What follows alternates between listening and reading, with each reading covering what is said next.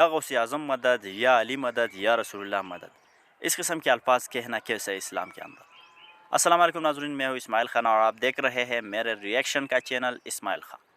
آج کی ویڈیو میں آپ دوستوں کے ساتھ ڈاکٹر اسرار احمد مرحوم رحمہ اللہ کی ایک ویڈیو شیئر کرنے جا رہا ہوں۔ آپ دیکھیے تو آپ کو معلوم ہو جائے گا کہ نعرے لگائے جاتے ہیں اللہ کے سوا مخلوق سے مدد مانگنا، یہ اسلام کے اندر کیسا ہے۔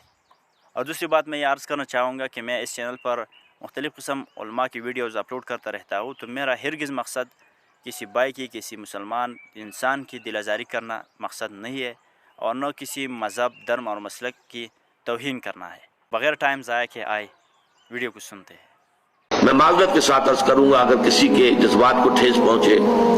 آپ شیخ عبد القادر جیلانی رحمۃ اللہ علیہ کو نہیں پکار سکتے، محمد رسول اللہ کو نہیں پکار سکتے،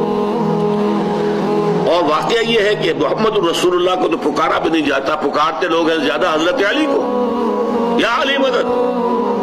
شرک۔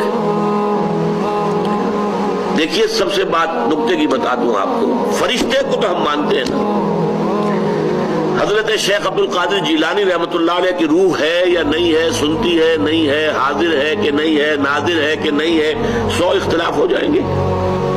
اختلافات کی تو گنجائش ہے نا۔ فرشتہ ہے یا نہیں ہے، وہ تو فرشتہ تو ہے، آپ کے دونوں کندھوں پہ بیٹھا ہوا ہے، کرامن کاتبین ہے کہ نہیں ہے، یرسل علیکم حفظہ، آپ کے جو باڈی گارڈ اللہ فرشتہ نہیں بھیجتا، لیکن آپ فرشتے سے بھی نہیں کہہ سکتے کہ میرا یہ کام کرو۔ فرشتے کے وجود پہ تو کوئی شک نہیں ہے،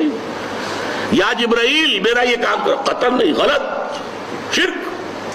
لا تدعو مع اللہ احدا، اللہ کے سوا پکارنا کسی کو نہیں ہے، دعا کسی سے نہیں ہے، استغاثہ کسی کا نہیں ہے،